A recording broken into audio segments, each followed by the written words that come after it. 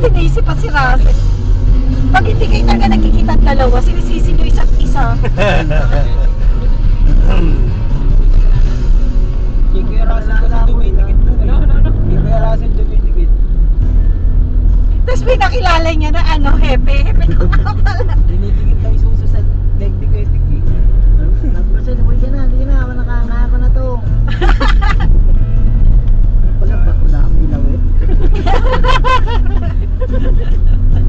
Hindi ko ma-imagine ang pinagawa. Nakakala niya nga yun, si Erika, kalala mo yun. Pwede Erika yung mapayat. Bakit butas mo kais-kais pa? Mamaya yung butas mo yung kinapan. Nagkamali ng ano, pwesto. Nagkamali ng pwesto. Magaling nga daw si Kuya Tiki.